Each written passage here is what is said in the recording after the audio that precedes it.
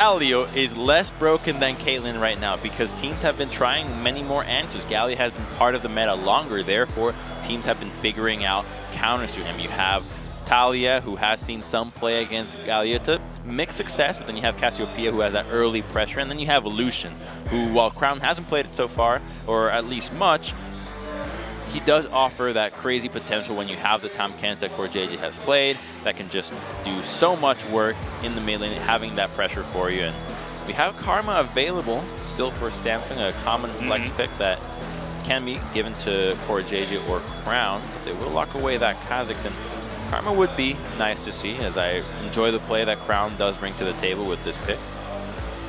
You can see the insta-lock of the Kha'Zix that was banned out last game by Jin. And when you've got CoreJJ on your team and Zyra isn't banned, I think you just swoop that up right away.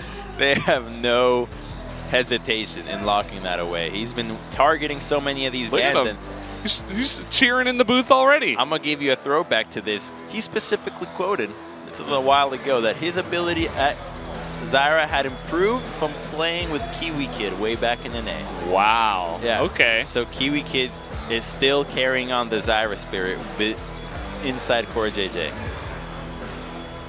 Nice little throwback.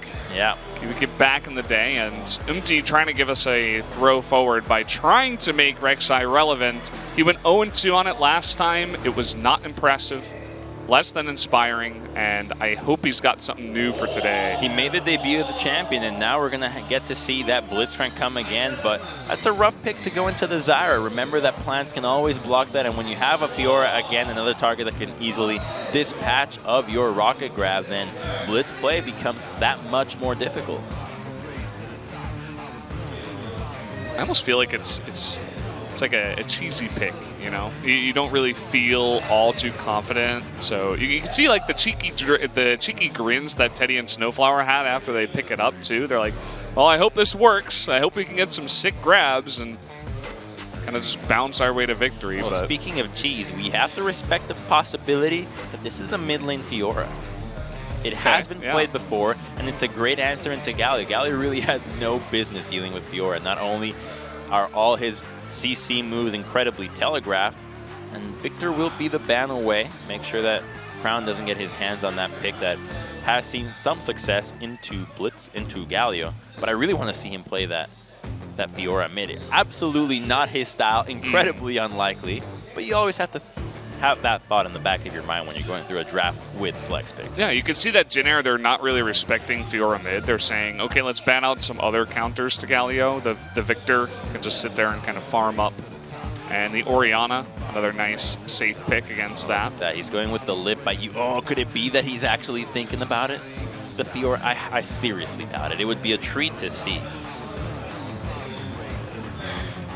Ruler deciding what ADC he's going to play tonight will be the Varus.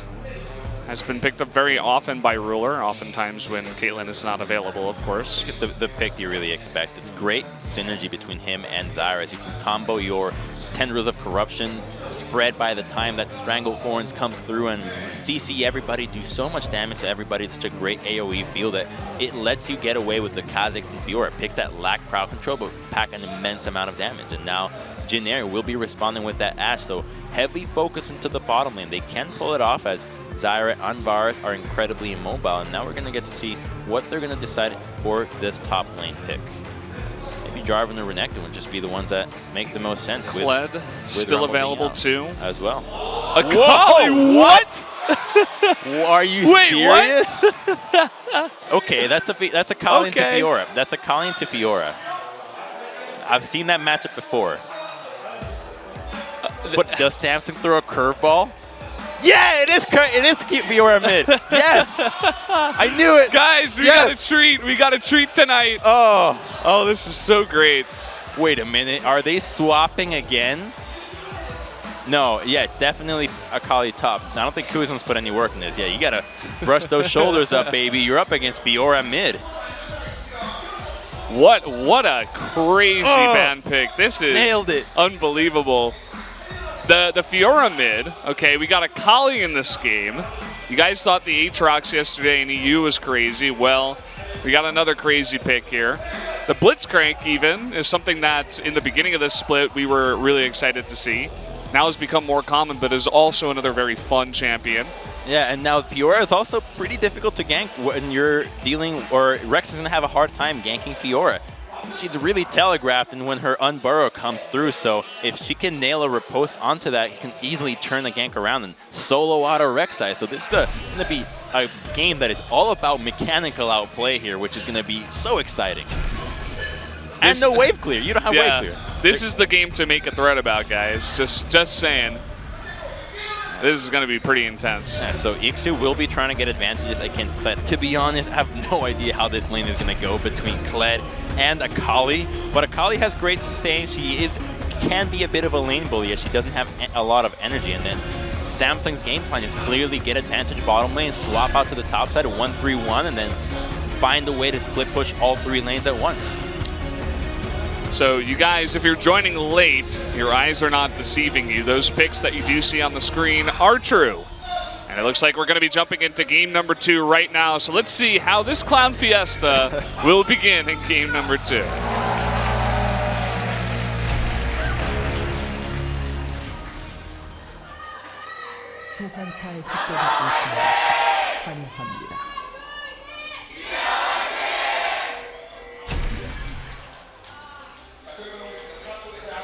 Oh, and it begins with hooks over the pit. That was actually close. PV was in a good spot to not get hooked. Gotta respect that Blitzcrank, and that's what happens when you play against so much Blitz. You get a feel for the angles, the strategies. You gotta remember that all the Blitz we've seen, there's way more happening in the shadows, in those scrims, all those crazy level 1 strategies that teams try out. So they can expect it in some little trading going back and forth, and it's not really going to matter. You have these shields for your regeneration. But Fiora mid. He doesn't have crazy wave clear. It's all about that pressure into the mid lane. So Ambition's going to have to play quite aggressively in the jungle to find a way to allow Fiora to zone out Galio from hitting that wave. Snowflower missing the hook, looking for the level 1 with the extended slow of the Ashe after the hook. Junglers are starting in a buff with a leash, so they both will finish into the bottom side of the map. Understandably so. You don't want to let Blitz start getting too aggressive, or Zyra start getting too much control in that bottom lane. Nice movement there from Crown, actually dodging the Q. And yeah, I want to see a lot of this top lane because we haven't seen too much AKALI here. I want to see all of it, to say the least. Give me a 5-man camp so I can see every single lane and random stuff as well. So I saw the end of that grab.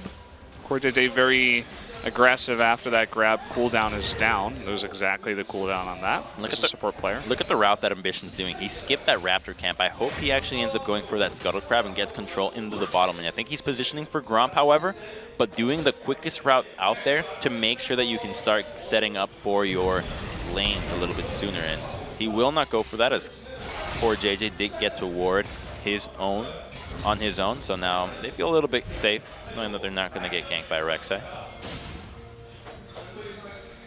He's making his way up into the Raptor camp here.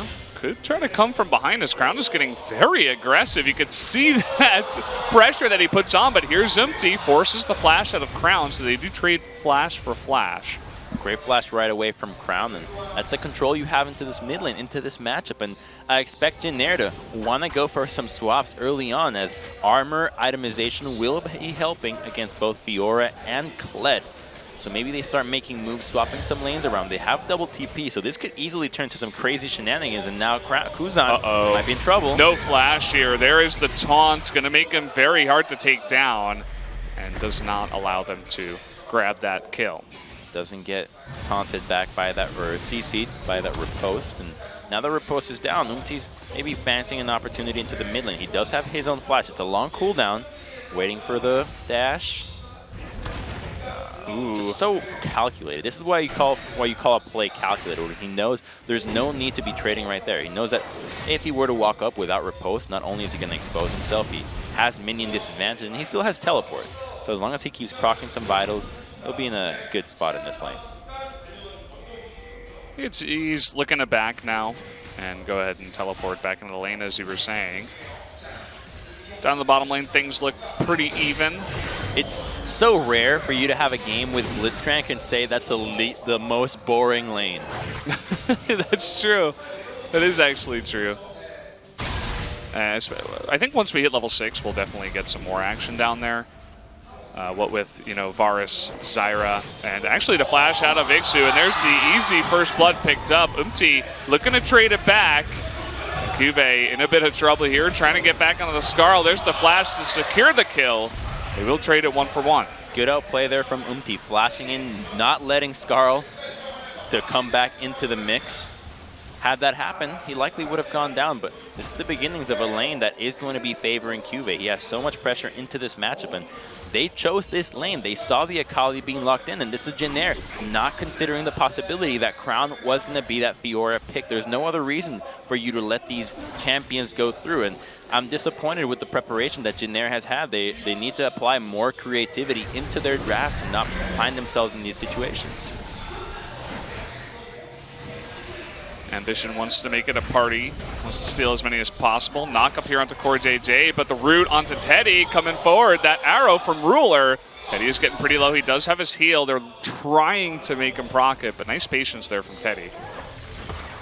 Some good harasser. Started out by harassing Core JJ, but gets a little too close and does end up hitting that root. And now you can expect these lanes to start really having some action as the level 6 is going through, as you were talking about earlier. But Teddy doesn't have a whole lot, and Snowflower having flash is the real only possibility for going into this lane. Could happen. We got Empty nearby, but you can see Ruler just going to back off as his support goes into the river. Put down a little bit of that warding. So even though topside, Cuvée did find that solo kill onto Ixu. Oh, here's Flash Blitzcrank. They're trying to make it a bait here. The root does miss Snowflower. Empty, though, taking a ton of damage. Easy exhaust. He doesn't have his flash. And here comes Cuvée, too, looking to land that bear trap on a rope here onto Snowflower. Does get the flash out of them, and the hook onto Ruler. A heroic entrance from Galio with the knockup onto Ambition. Trying to turn this one around. A bit of damage coming out here from Kuzan. Still does not have his flash. Lots of low members. The flash throw from Teddy, and the auto onto Ruler is not enough. They did have those health bots ticking, and it does save their lives. And that's exactly why the engage wasn't so great, because Blitzcrank couldn't follow up. They chose Blitzcrank into Zyra. Zyra can just drop down the plant, and Snowflower has to make the hard decision of, does he flash in to follow through right away onto a low health And the answer is no, and immediately the collapse comes through. But heroic entrance just not enough to capitalize onto anything, as Ruler was not under turret aggro. And here he goes once again. Look at the plant. Plant right away. Do you flash over that plant to go for a crazy hook? No, they're all dead. There's a teleport here as well. So they try to retreat, and Teddy's not, none of them are level 6, so there's not crazy engages going through. But this hook, it's going onto a target that is not under turret aggro, so it would have likely been best saved for a little bit earlier if you combine it with the heroic entrance. But Kuzan without flash. Galio's not a threat. Galio's just an enabler.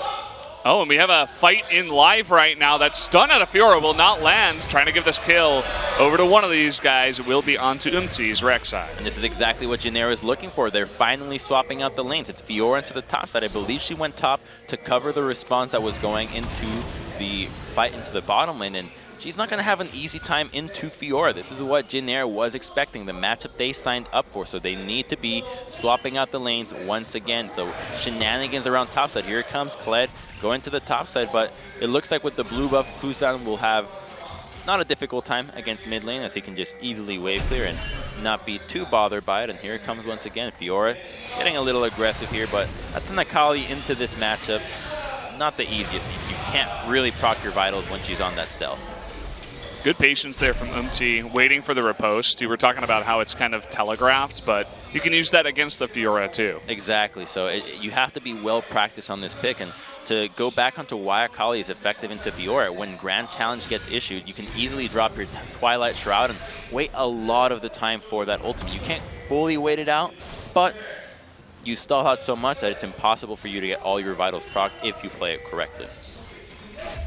Okay, the arrow is going to land here, the flash out of Ruler, but it hits CoreJJ. They can't really follow up, though. Not enough damage coming out here.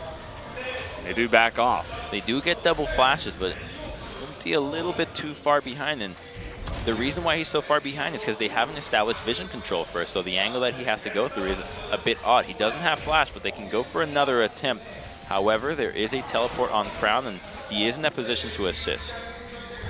Yeah, Stranglethorn's still available for CoreJJ too, so they have to know that they're fighting into that ultimate ability.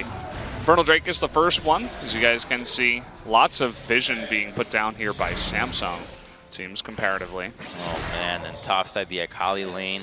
It's so easy for her to last hit under turret, so even though Cube had that pressure, she was able to easily recover, especially after that failed teleport into the bot side, and now she's sitting at a 27 CS advantage. Now that's going to end up being quite difficult to deal with, as when you're dealing with so many squishy champions on the side of Samsung, everybody but Kled. 2 marks of the assassin should probably do the trick in taking anyone down. Definitely scary if she can take off. And you can see MT looking to go for the Rift Herald, perhaps? No, just going to burrow underneath here. Looking for possibly a dive on Cube. He does have flash, and so does Umti, who's shouldn't base here, so he does so well advised, as he has to keep an eye on Fiora in case of a teleport, and here it comes. Here comes that dive. Cube just looking to go here. Does get the flash, but the flash out of MT too, looking for that unburrow, and there's that ultimate coming up. They will give the kill, though, over to Ixu on the AKALI. But Janair have to leave this lane. They need to make a beeline out of this turret. They're going to get dove here if they don't do this. They're counting on heroic entrance since Galio is moving down. But Fiora can teleport as well. It looks like they're just going to get zoned off the turret, trying to get some damage, but I think Janair will win this trade. Yeah, Janair going to get the First Blood turret up in the top lane, going to split that gold between that attack Rek'Sai and the AKALI. Oh man, the AKALI. You know, I got to tell you, AKALI was actually the first champion I ever played. Ever?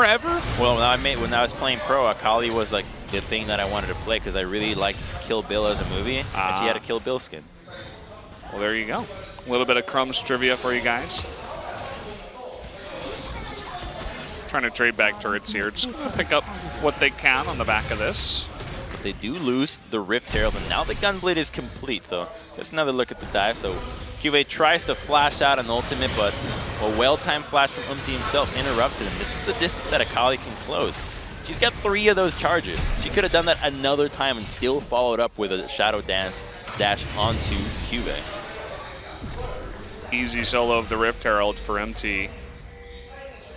And they're actually looking for QA up in top. Clear out this control ward. Blitzcrank, you can see Snowflower's making his way top too. They always have Galio from mid, who begins to move up towards the top side of the map, but looks like everybody's just backing off for now. No objectives being pushed. Here's the big question mark for this game. How the hell is this 1-3-1 going to work? Because we know that Samsung will put their dual lane into the mid lane, and Fiora will be on the sides, but what about AKALI? Such a bizarre pick to see in competitive. So rarely do we actually get to see what this champion does. And she disrupts the game in a way where she's so heavily diving people, and then you have heroic entrance to help her get tanky on top of her insane spell vamp and lifesteal. What if this is the new Crumbs? Oh, AKALI Galio on blue side. I totally could see it. I think this pick has a lot of value.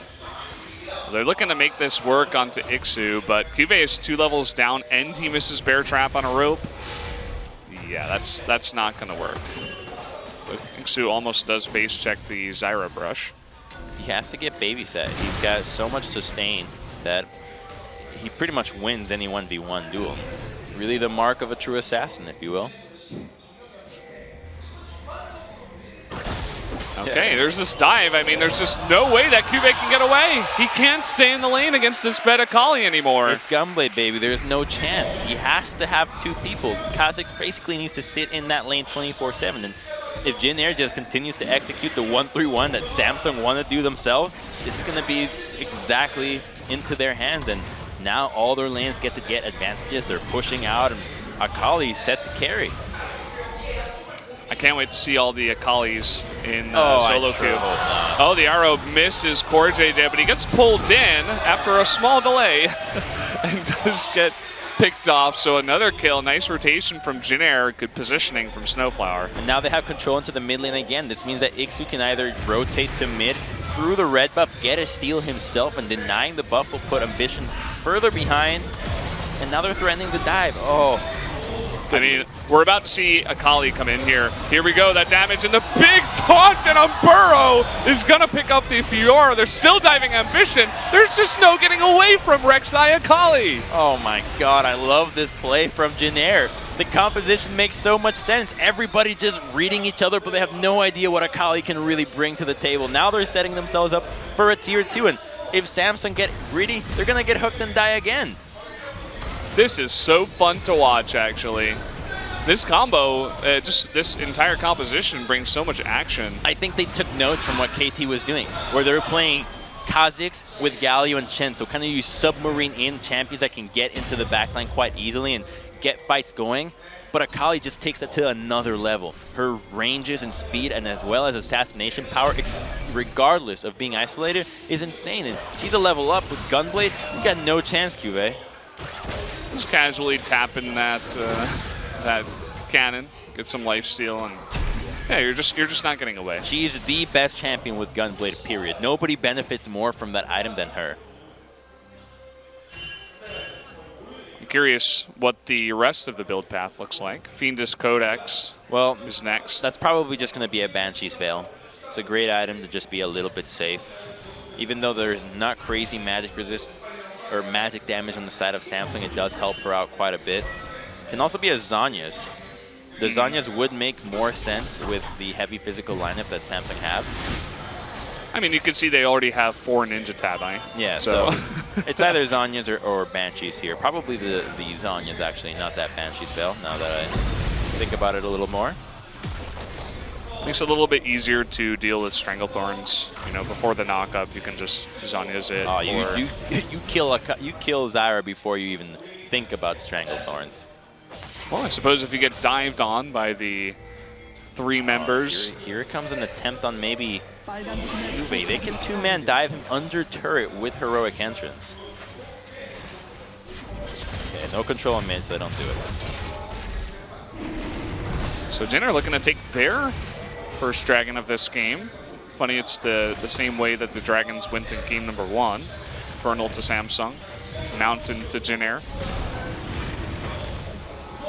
This dragon means that they'll be in a great position to eventually get a Baron. And by the way, AKALI's excellent at taking out Baron. Single target, heavy damage, no need for mana as well as sustain. You can tank it a little bit for your allies. That was a weird piercing arrow from Ruler. He's like, remember me?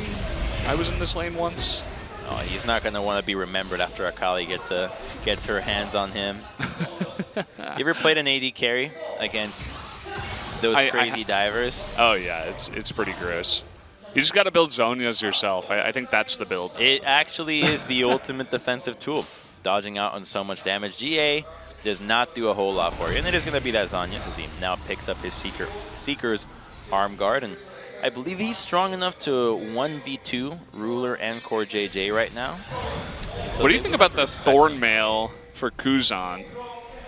I love it. Remember that the magic damage really just comes from Core JJ and Ruler's Blighted Quiver. So not too crazy. And as long as armor continues to be the trend for Jinair, then Samsung will need to be spiking a little bit harder when they start getting those late game piercing itemizations. But that just means that the rest of the Jinair squad, such as Teddy and Umti, can catch up and start dealing some crazy damage. And Umti's no slouch right now, however. He's still at 4-1-2, but going with a pseudo damage build. I really like this one, the Dead Man's Play with the Warrior's enchantment. Warrior is really the only thing to go on Rek'Sai right now, as her damage did get changed, but the Dead Man's fits the theme of a bruiser and not somebody that's trying to be an engager or a tank, just trying to deal damage into a fight, isolate some targets, and get some knockups. Okay, sitting on a ward. Ambition is going to be knocked up. He does leap away. And here we go. Down 2 levels is Kive right now. You just cannot escape. You have to charge away. And that's about it. That's going to be Kled in that lane. And that costs nothing for AKALI. Sure, you use Gunblade. Look at the cooldown on that. It's almost halfway back. Her Shadow Dash, that doesn't mean anything. You start 3 charges, they rack up real quick.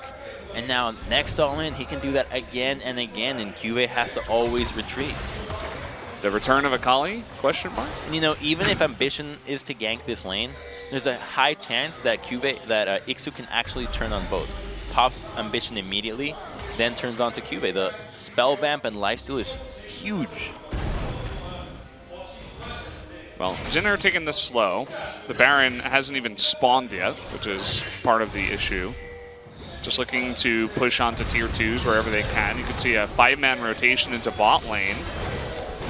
Ixu dealing damage under that turret. Can we see a grab here by Snowflower? He's just threatening it, saying, okay, I dare you to get close. And that's going to be another tier 2 going over to Jinner. Great move right there, choosing to hold on to that advantage. And Jinner, a team that I've always praised for their ability to figure out what their strong point is, they almost always end up collapsing and not utilizing that advantage well. They look for plays in places where they shouldn't be looking, but this time around, when the advantage is just so obviously AKALI, it seems like the game plan becomes that much more clear in their heads. And this game could be the start of Jinner finally understanding how to win games. A long and drawn-out process. Teleport coming in from Ixu and Kuzan. Okay, they're going on to Ruler. Goodbye, Varus. Stranglethorns comes in, knocks up Ixu. Looks like he still has Zhonya's, doesn't even need to use it. Meanwhile, we saw Kha'Zix going down in the jungle. Give it to AKALI. Let her lifesteal off that 205 from that one. And with that red buff region, they can transition into a quick 20-minute Baron. There's no jungler to steal this. There's so much region on the side of Jinner here that, oh, just so nice. Yeah, you can see the lifesteal coming on in. Crown not even going to go near it. No points. Him and Cuvée are just pushing a turret. They need to get back some gold. It's going to be a nice pickup, but they're still really far behind. It's a good response. Actually, I don't see how Samsung can end up winning this game. As long as Jinner end up grouping as 5 members without a tank and without anybody to dispatch of AKALI, as remember that there isn't actually any crazy crowd control on the side of Samsung. The only actual disable is the Stranglethorns knockup from Core JJ. The charge from Cuvée was incredibly rare. And if somehow Crown gets a riposte off a CC move. So when you're dealing with these crazy picks like AKALI, maybe even a Master Yi at some point, you just need crowd control. But when you lack it, it's that much more efficient to play these picks. Yeah, Jinner, I mean, I like what they banned coming in here too. I mean, you take away the Gragas, one of the heavy CC picks that Samsung always likes to bring in for Ambition. Force him onto the Kha'Zix. And pick up Galio for yourself. Yeah, and I think maybe now they should have seen that here it comes. Yeah, Grand Challenge, you waited out. Yeah. Just chilling, you know, just waiting. And now Crown is on the run. There's the riposte. Trying to fight back the flash forward from Ixu, and in fact, Crown will get away. No chance of 1v1ing Ixu right now. That is a far behind Fiora against a 2-level advantage on that AKALI. And I want to go back on the draft where I was thinking maybe Jinner didn't account for the Fiora into the mid lane. Maybe they even did. Just don't know that. But the thing that they definitely planned is the strength of AKALI, and that eventually pretty much no matchup in the top side can beat her. Well, when you get this far ahead, definitely makes it a bit easier to stomp your opponents. Infernal Drake comes up, so some pretty nice follow-up Drakes for Jinner. They're going to even up the Infernal Drake, and also they have that Mountain. It's going to be a clinical process for them right now. 1-3-1 or 1-4, utilize Galio in the respective side lanes, and you can get a hook or an arrow, all the more power to you. You can see most of Samsung just grouping up down in the bottom lane for now. It seems Cuvée has been sent to Galio duty in the mid lane, and Crown is the answer for this AKALI. She can't go for crazy dives into Fiora. Remember that if she's going to be under turret aggro, she will get spotted in that Twilight Shroud. So looking for maybe Galio. Here's the dive. Oh, man. Come take a look up at top lane. Crown is down to half health. Ixu almost at full still. So he plays it well, gets out the grand challenge, and then quickly retreats as she does get to go a little bit faster in that invisibility. You can see he's waiting it out. He's very patient. Not looking to dive with the grand challenge up or anything like that. She's tanking the turret. Doesn't care. No chance for Crown there. And the slow push in the bot lane too. And Chain of Corruption is going to land here, but the heroic entrance from Kuzan. And Umti will flash away to safety. Umti getting greedy, and this could cost Jin Air's ability to crack the base with this Baron. Instead of utilizing that grand challenge onto Fiora, or onto the Akali, gets utilized just to save an overstep from Umti. So a bit of a rookie mistake there. I like the multi-view we got going on here because you can see exactly what's happening up in top lane. Cuvée forced to go up into the top lane and deal with that, and charges down into bot lane. They can't even get a pick. Ixu is still pushing here. Going to try to bring in Ambition with the Void Assault. Doesn't make it in time. I don't know about you, but that multi-view is going to get me cross-eyed one of these days. I mean, it's good for seeing a lot of the action. But you always want to watch both. Slowest push ever. That actually hits Core JJ. Goodbye. Nice snipe there from Teddy. And they will be able to pick up that turret off the back of that. Should be Inhibitor down in bot lane. Meanwhile, a dive onto Ambition. Goodbye. Yeah. Ixu now level 16 Akali. What does he think? That Crown's just not fighting him for the fun? This one's all over now. Akali's just so fed. Lifesteal's off the wave, and what's Crown going to do about it? That's going to be near full HP already. Well, he's going to try, but you can see he's edging towards his turret. And meanwhile, the rest of Jin Air is rotating on over. You were talking about the clinical process. Looks almost as dominant as Samsung's game #1. Yeah, 2 kills, 2 turrets actually in a similar game time. So both teams just walking all over each other. And a bit of a cocky draft from Samsung, but Jin Air had their own game plan. God, they executed just so well. It's really a beauty to watch, and you can see the potential from some of these mid-level teams. And it's a totally different Jin Air from what we saw in spring. There's a reason why earlier we were thinking, wow, Jin Air is going to be such a crazy team to watch. Are they really putting up this crazy of a fight against some of the teams? When they played Longzhu, they actually took them down. That's when we were thinking, wow, Jin Air has a lot of potential, and now here comes a great arrow onto the back of Core JJ as soon as he used his root. So he basically CCs himself, and the arrow comes right at the exact same time, so he can't use any sidestepping moves, doesn't even use his flash, and ends up dying, and that's a 2 inhibitor advantage for Jin Air. Only the mid lane remains, and all they need to do is push once again, and this one should be maybe even faster than Samsung's. Well, they got to end it in a minute. Can Maybe. they do it? 1 minute. Guardian Angel on Teddy, saying, okay, you can try to dive me, but I'll come back. We have the real threat is Akali in this game anyway. Oh, she's so tanky now, right? 4 levels onto Cuvée, 6 levels onto Core JJ. Look at that. Oh, dodges the root! Down goes Syra, who is 6 levels behind. Still jumping in the flash taunts here from Galio to add insult to injury.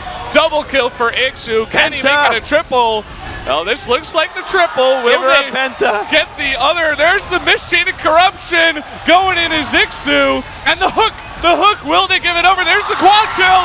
Going for Crown. Will we see the Penta? Yeah! Penta kill for Akali in this game. And Ixu showing up like a beast is going to take the Penta and the easy game 2 to the Jin Air Green Wings. And I think they're going to do it in under 28 minutes as well. 2 more seconds. 28 minutes. Jin Air with the quickest clapback you've ever seen in LCK summer. We got ourselves a hell of a series. Wow. Okay. Akali bans next game for sure. I mean, it's always a treat to see a secret weapon come in. You know, they start Sohan, they kind of play standard. It doesn't look good, they get crushed, and then they're like, okay, it's time to bring in the closer. Blitz Akali. Look at the pop in his collar. He looks really confident after that win. Oh, boy. Ruler's getting all hot and bothered after seeing AKALI doing those moves. Yeah, they just got hit by something they had no idea. There's no way you prepare into AKALI. Who do you even tell, hey, could you play AKALI for me? There's no sister teams. You don't even see that in solo queue. This Kive looks stunned. Yeah. Can't believe it either. He's like, whoa, that AKALI play was pretty intense. Damn, Mixu. I didn't know you had that in you. I'm kind of scared sitting next to this guy. But Samsung usually takes their losses pretty hard anyways. But man, this next game, usually when you see Stomp Stomp, the third one is a mixture of both where they all figure it out and you get yourself a close series. And this is where it all started, where Crown was thinking, oh, I'm perfectly fine dealing with AKALI, but when comes around, the advantages for Ixu are even bigger from the failed TP from Cube. And this is just an example of AKALI can dash to the minion, and then he still has another charge, so she could have easily just dashed in had he gone further. Yeah, and this was one of the solo kills when you can see Kive just hits level 9, but it just doesn't matter. You're too far behind. AKALI's itemization spike is just so beautiful to watch when you get that Gunblade, and then you hit that Zhonya's, then the Rylai's. It all makes such a difference. It's a great little arrow onto Ambition. This one, when it was all said and done, just all too easy. Arrow into hook. Meanwhile, topside's already pushing. They'll get an inhibitor on this, and I hope we get to see, we're about to see, it has to be shown, the pentakill.